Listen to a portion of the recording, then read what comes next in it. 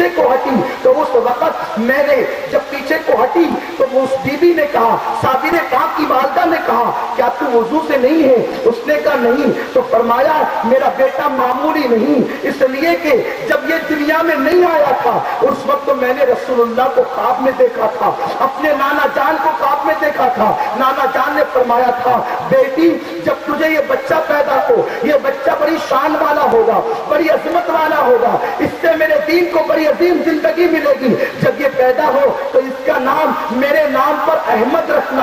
اور کچھ دن گزرے، پھر مولا کائنات خواب میں آئے، کہا بیٹی یہ بچہ بڑی عظمت والا ہوگا، جب وہ پیدا ہو تو اس کا نام میرے نام پر علی رکھنا۔ اس طرح صابر پاک کی والدہ نے دونوں کا نام ملا کر علی احمد رکھا، یعنی اس میں نبی کا نام بھی ہے اور اس میں علی کا نام بھی ہے۔ اس طرح گویا بتایا جا رہا ہے اگر نبی اور علی کا جلوہ کہیں ایک جگہ سمٹا ہوا ملے گا تو صابر پاک کے اندر ملے گا۔ جہاں علی اور نبوی جلوہ دیکھنا ہو وہاں صابر پاک کی زندگی کو دیکھ لو۔ صابر پاک پیدا ہوتے ہیں، دایا نے غسل کیا اور غسل کرنے کے بعد دایا نے وضو کیا، وضو کرنے کے بعد صابر پاک کو غسل دیا اور غسل دے کر کے جیسے ہی وہ ہاتھ میں لے کر کے آئی، اللہ اکبر، سید عبد الرحیم قادری رحمت اللہ تعالی علیہ ارشاد فرماتے ہیں کہ صابر کو جب غسل دیا گیا تو غسل دینے کے بعد اچانک صابر لوگوں کی نگاہوں سے اوجھل ہو گئے، اچانک صابر لوگوں کی نگاہوں سے غائب ہو گئے۔ جب صابر لوگوں کی نگاہوں سے غائب ہوئے ہم پریشان ہو گئے کہ وہ بچہ گیا کہاں، ایک لوٹا بچہ ہے وہ گیا کہاں، اس سے پہلے بچہ پیدا نہیں ہوا تھا۔ تو تھوڑی ہی دیر گزری کہ ہم نے صابر کو اپنے قریب پایا اور جب صابر عبد الرحیم قادری فرماتے ہیں کہ میرا وظیفہ تھا شیخ عبد شیئن للہ مدد باذن اللہ، میں نے یہ وظیفہ پڑھا اور اس کے بعد میں نے صابر پہ دم کیا اور کہا تجھے واسطہ ہے غوث الورا کا، تو میرے بچے نے دودھ پینا شروع کیا، لیکن دودھ پیتے تو اس شان سے پیتے کہ ایک دن پیتے ایک دن نہیں پیتے، پھر اس طرح وہ ایک دن پیتے دو، پھر اس طرح وہ ایک دن پیتے 3 دن نہیں پیتے۔ اس طرح صابر پاک نے جو ہے وہ دودھ کے معاملے میں کیا۔ اب آپ غور کریں صابر پاک کی زندگی کو کہتا ہے کہ صابر نبی نہیں ہے، صابر رسول نہیں ہے۔ ارے جو نبی اور رسول نہ ہو، نبی کے خاندان کا شہزادہ ہو، جب یہ عالم ہے تو مصطفیٰ جان رحمت کا عالم کیا ہوگا۔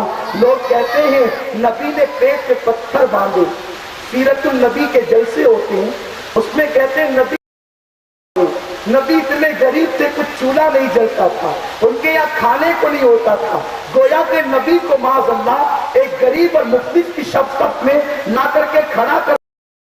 یاد رکھنا ہم اس کو تو مانتے ہیں کہ نبی کے گھر میں فاقہ ہوتا تھا، ہم اس کو تو مانتے ہیں نبی نے پیٹ پہ پتھر باندھا، لیکن اس کو نہیں مانتے کہ غریب تھے۔ نبی جو فاقہ کر رہے تھے وہ مجبوری کی بنیاد پر نہیں کر رہے تھے، نبی جو پیٹ پہ پتھر باندھ رہے تھے وہ مجبوری کی بنیاد پر نہیں، وہ قانون دے رہے تھے اگر وقت آئے تو فاقہ کر لینا، چوری مت کرنا، اس لیے کہ فاقہ کرنا تمہارے نبی کی سنت ہے، اپنی امت کو درس دینے کے لیے۔ ورنہ صابر کی ماں کے پاس تو سینے میں غذا موجود تھی، صابر 40 دن تک کچھ کھاتے نہیں ہے اور بتاتے ہیں میرے نانا کو مفلس مت سمجھنا، پیٹ کے پتھر دیکھ کر 40 دن تک کے چولہا نہیں جلا تو نانا کو مفلس مت سمجھنا۔ ارے جان لو ہمارے خاندان کی روایت ہے، بھوکے رہ کے دنیا کو بتاتے ہیں ہم کھانے کے محتاج نہیں، کھانا ہمارا اوقات ہے، ہم تو اللہ کے لیے پیدا ہوئے ہیں۔ تو صابر کی یہ شان ہے تو رسول کی شان کیا ہوگی۔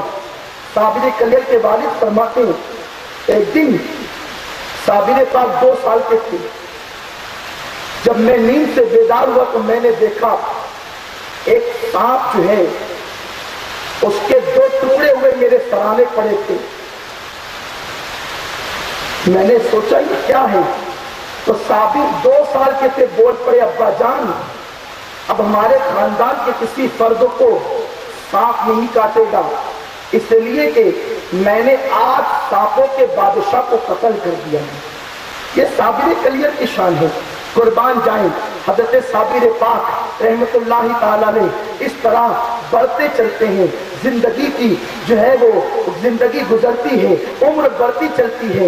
एक दिन वो आता है जब हजरत साबिर पाक 4 साल के हो गए तो आपने ला मौजूदा इल्लल्लाह का जिक्र शुरू किया, इसलिए कि खानकाहों में दिल की सफाई के लिए ये जिक्र कराया जाता है। जिनके दिल साफ नहीं होते वो जिक्र करते तो दिल साफ होता है, और जिनके दिल साफ होते हैं वो जिक्र करते तो दिल चमकता चला जाता है। जिस तरह से मैले कपड़े को धो तो वो साफ होता है, साफ को धो तो वो चमकने लगता है। तो साबिर कलियर रहमतुल्लाह ताला अलैह ने ला मौजूदा इल्लल्लाह का जिक्र किया, और एक दिन वो आया, हजरत साबिर पाक के वालिद की पेट में नाक के हिस्से में तकलीफ शुरू हुई। कुछ लोग आए और कहने लगे साबिर शहजादे अब्बा के लिए दुआ करो कि उन्हें शिफा मिल जाए। तो साबिर कलियर कहते हैं अब शिफा के लिए दुआ नहीं की जाएगी, इसलिए कि मैं देख रहा हूँ कि नाना जान सल्लल्लाहु अलैहि वसल्लम तशरीफ लाए हैं, दादा जान अली मुर्तजा भी आए हैं, और अब्बा के लिए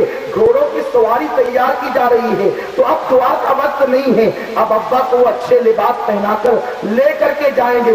जिसने ये कहना था इधर वो ये कह रहे थे, उधर हजरत सैयद अब्दुल रहीम कादरी जो आपके वालिद है उनकी रूह निकल रही थी। एक बात अर्ज करूं, सैयद अहमद कबीर रिफाई रहमतुल्लाह अलैह को हम मानते हैं, उनकी अजमतों के आगे सरे तस्लीम खम करते हैं, लेकिन कुछ लोग गौस पाक रज़ी अल्लाह ताला से उनको अफजल व आला मानते हैं। मुझे उस पर कोई कलाम नहीं करना है, कौन अफजल है क्या है, अलबत्ता ना मुझे उसकी बहस में पढ़ना है। हम तो इतना जानते हैं गौस पाक सारे वलियों के सरदार है, लेकिन गौस पाक के पर पोते की बात मैं तुम्हें बता रहा हूँ।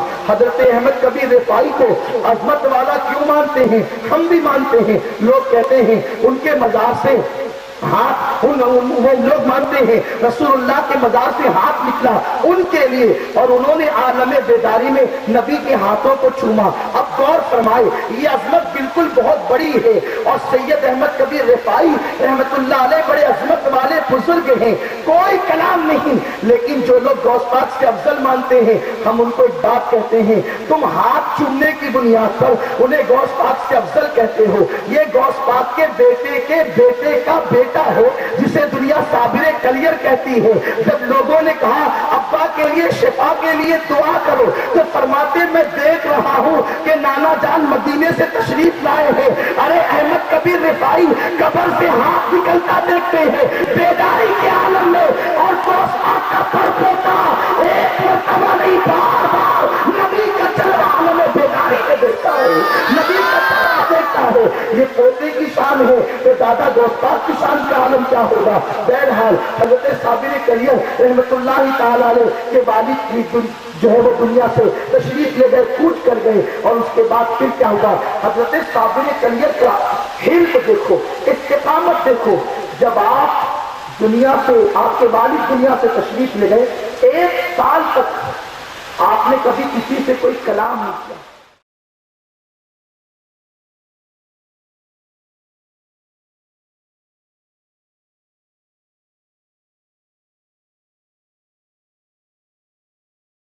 कोई गुफ्तगू 1 साल तक किसी से नहीं की। अगर 1 घंटा कोई चुप रहना चाहे ना, तो पब्लिक में चुप नहीं रह सकता। कोई 1 घंटा बतकल्लुफ चुप भी हो जाए, 1 दिन चुप नहीं रह सकता। लेकिन साबिर कलियर 1 साल तक चुप रहे, किसी से कोई कलाम नहीं किया। और उन दिनों शेख अब्दुल रदौली कहते, उन दिनों जो हजरत साबिर को आकर सिर्फ टच करता, सिर्फ आपके हाथ से अपना हाथ मस करता, या आपकी पेशानी को हाथ या अपने लबों को मस करता, तो जैसे ही वो मस करता अल्लाह के जलवे उसके सामने बेनकाब होते और वो वज्द करने लगता।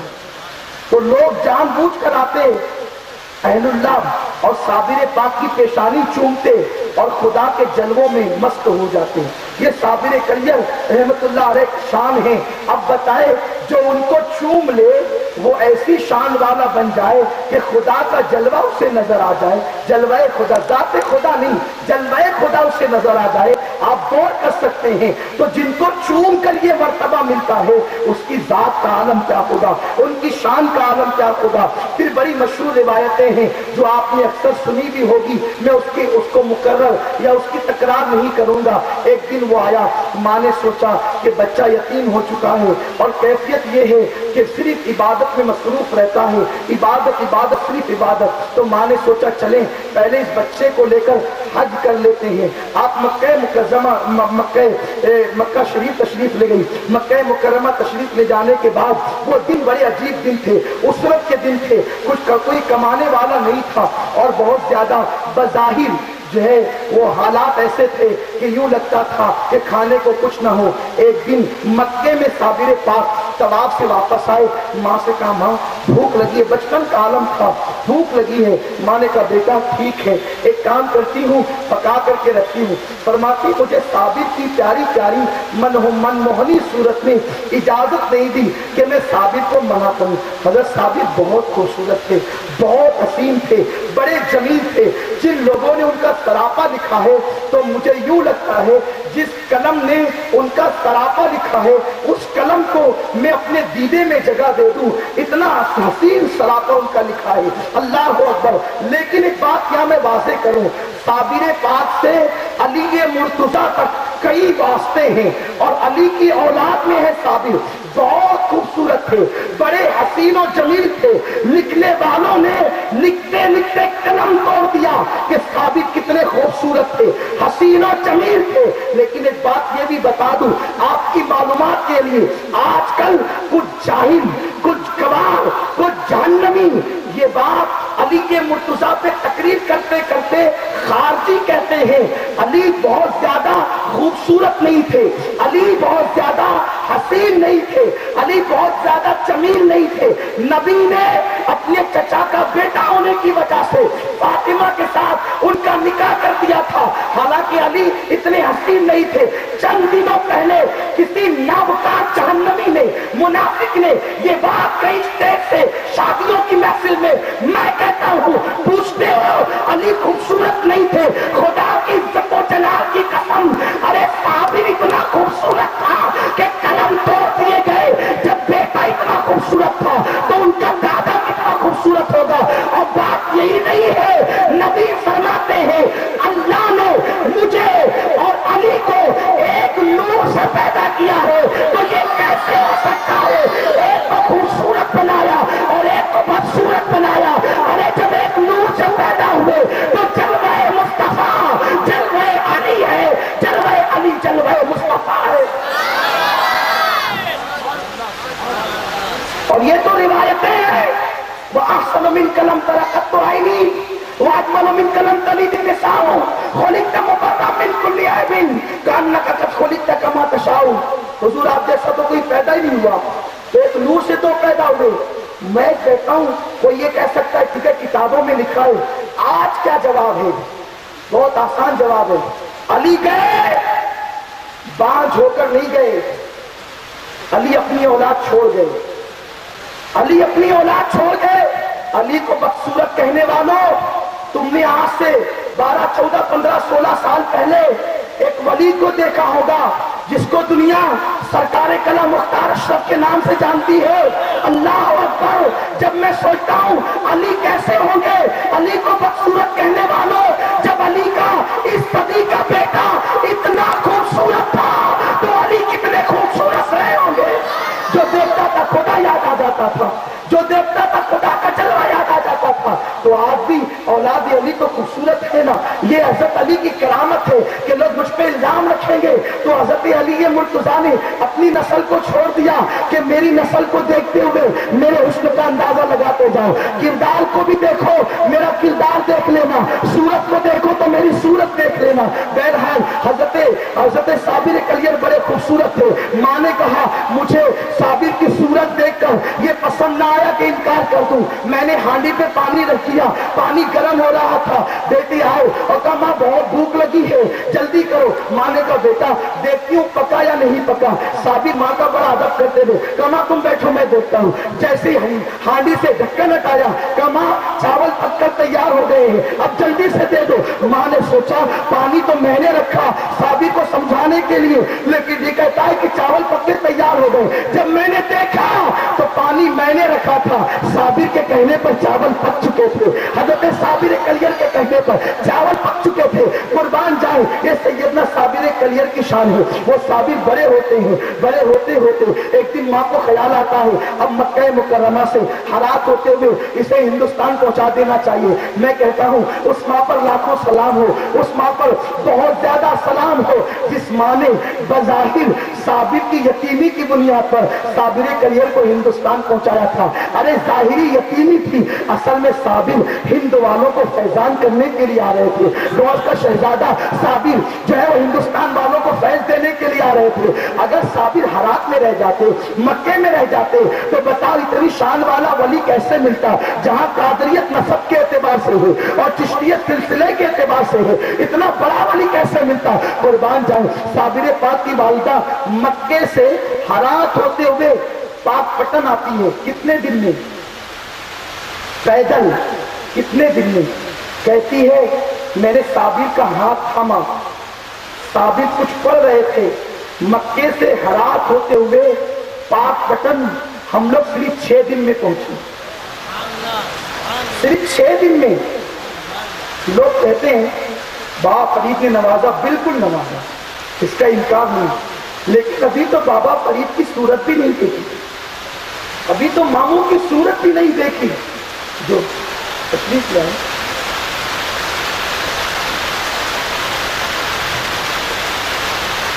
हमारे उलमा अब्बास स्टेज के हकदार, आइए तशरीफ लाइए। हमारा स्टेज छोटा है तो क्या हुआ,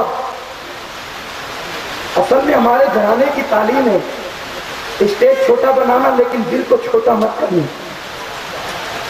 हमारे दिल बहुत बड़े हैं, आइए समाइए। अल्लाह ताला आप लोगों को खूब सलामत रखे, खूब बरकतें अता फरमाए। देखिए घरों के दरवाजे बंद रखना, कभी दिल का दरवाजा किसी मोमिन के लिए बंद मत करना। जिस दिन सुन्नियों के लिए दिल का दरवाजा बंद करोगे उस दिन तुम पर अल्लाह की रहमत के दरवाजे बंद हो जाएंगे। इसलिए हमारे बुजुर्गों की तालीमात है, सूफिया की तालीमात है, कभी स्टेज छोटा पड़ जाए तो नाराज नहीं होना, दिल में बहुत जगह। अल्लाह सबको सलामत रखे। देखिए कैसे सितारों की तरह उलमा के चेहरे चमक रहे हैं, सुन्नियत के जिम्मेदारान यहाँ मौजूद है। अल्लाह करे अहले सुन्नत का ये इत्तेहाद क़यामत तक सलामत रहे और अल्लाह सबको जज़ाए खैर अता फरमाए। बहरहाल तो अर्ज़ ये कर रहा था, सिर्फ 6 दिन में मक्के से हरात होते हुए साबिर पाक की माँ कहती मैंने हाथ पकड़ा और हम पाक पटन पहुंचे। मामू थे साबिर पाक के बाबा फरीद, और बाबा फरीद भी क्या फरीद, बाबा फरीद, तवज्जो आपकी, तवज्जो फरमाए, बाबा फरीद भी क्या फरीद है। हजरते ख्वाजा कुतुबुद्दीन बख्तियार काकी बाबा फरीद से चिल्ला करा रहे हैं, गरीब नवाज दिल्ली आ गए, दादा पी रहे और पीर चिल्ला करा रहे हैं, गरीब नवाज दिल्ली आ गए। दिल्ली आए तो उस वक्त तो बहुत मुरीदीन मिलने आए, लेकिन बाबा कुतुब ने कहा बेटे चिल्ले बैठना, उठ के नहीं आना। और इधर धूम मची, गरीब नवाज तशरीफ लाए, गरीब नवाज तशरीफ लाए, गरीब नवाज सब मिलने के लिए आए। बाबा फरीद बैठते, जब सब मिल चुके कोई कहता फरीद चलो ख्वाजा साहब आए मिल लो, दादा पीर है। कहा दादा पीर से मिलना सराफों को, मेरे पीर ने कहा बैठे रहना, पीर का कहना तोड़कर दादा पीर से मिलने नहीं जा सकता। जब ये हुआ सबने आकर गरीब नवाज से लिया, जब सबको नवाज चुके तो गरीब नवाज ने फरमाया बेटे कुतुब वो हुजरे में कौन चिल्ले में, चलो उसको चल करके नवाजते हैं।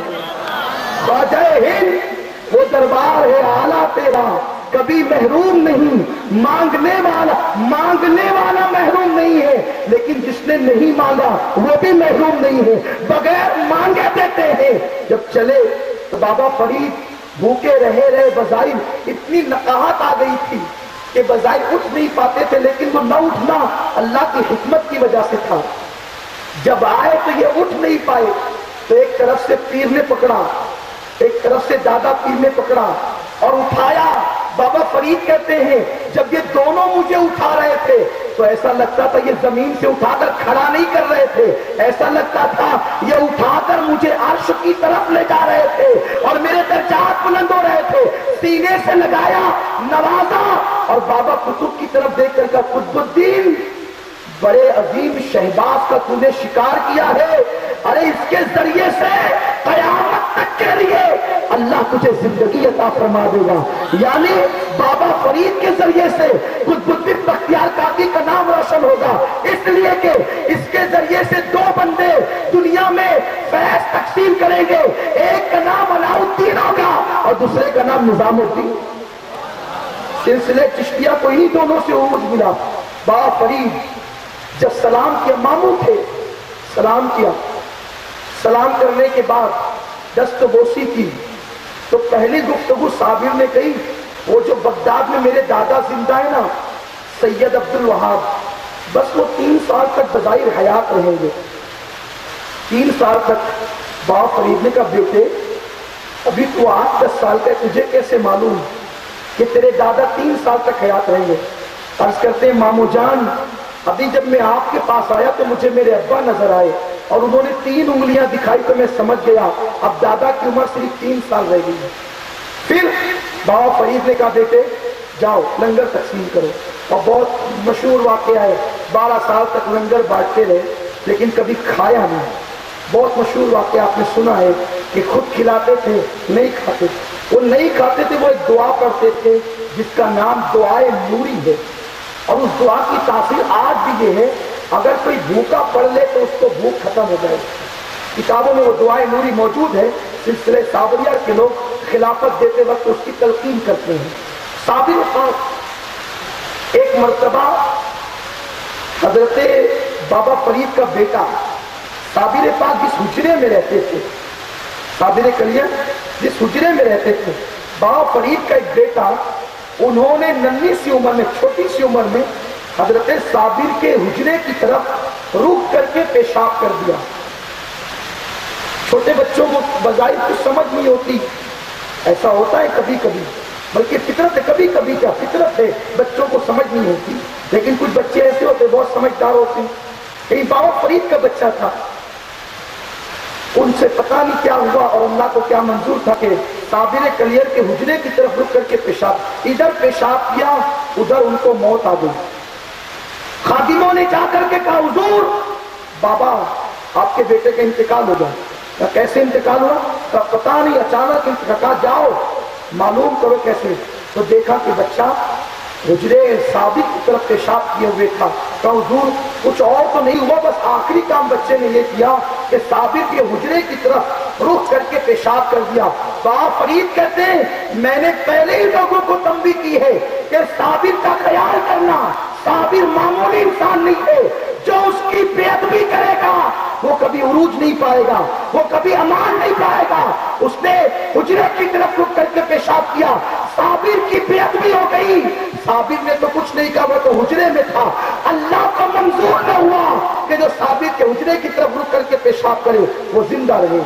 ایک دن بابا فرید کے دوسرے بیٹے نے باپ چونکہ صابر کلیر کو سونپا تھا صبح بھی لنگر بانٹنا شام کو بھی وہی بانٹتے تھے۔ ایک دن حضرت صابر کلیر استغراق کی کیفیت میں، یہ تصوف میں ایک اصطلاح ہے استغراق کی کیفیت، یعنی جب ولی اس منزل پر پہنچتا ہے تو اللہ کے جلووں میں وہ ڈوب جاتا ہے، اسے اپنے آپ کی بھی خبر نہیں رہتی، وہ اپنے آپ کو بھی بھول جاتا ہے، اس کو استغراق کی کیفیت کہتے ہیں۔ جیسے حضور مفتی اعظم رحمۃ اللہ علیہ کو جن لوگوں نے آخری لمحات میں دیکھا، بالخصوص حضور مفکر اسلام سے میں نے سنا، حضرت فرماتے ہیں کہ حضور مفتی اعظم آخری دور میں کسی سے نہ ملتے تھے نہ بات کرتے تھے، بس آپ استغراق کی کیفیت میں ہوتے تھے اور آپ کی زبان پر اللہ اللہ اس کی صدا جاری رہتی تھی، حتیٰ کہ لوگ آتے بات چیت کرتے تو آپ لوگوں کو پہچانتے بھی نہیں تھے۔ جب استغراق میں انسان اپنے آپ کو نہیں پہچانتا دوسرے کو کیا پہچانے گا؟ لیکن وہ مفتی اعظم کیسے شریعت کے عامل تھے، استغراق کی کیفیت میں بھی رہتے تھے، اذان کی آواز سن کر فوراً اپنی اصل حالت میں آ جاتے تھے اور کھڑے ہوकर کے نماز ادا فرماتے تھے. یہ کیفیت ان کی کرامت تھی. جن لوگوں نے دیکھا, بابا بھی موجود ہیں, یہ انہی کے مرید ہیں, اور انہوں نے بھی انہیں دیکھا ہوگا, ان کا مشاہدہ کیا ہوگا. محفل کے سبھی لوگ ادھر دیکھ رہے ہیں اور ہم دیکھنے والوں کی نظر دیکھ رہے ہیں. ان نگاہوں نے, بہت سی نگاہیں ہیں جنہوں نے, حاجی اطہر چچا بھی, انہوں نے بھی حضور مفتی اعظم کو دیکھا. آپ نے, میرے استاد محترم یالوی صاحب قبلہ نے بھی حضور مفتی اعظم کو دیکھا. بہت لوگوں نے دیکھا, لیکن بہرحال حضور صابر کلیہ رحمت اللہ علیہ استغراق کی کیفیت میں تھے. کسی کی ہمت نہ ہوئی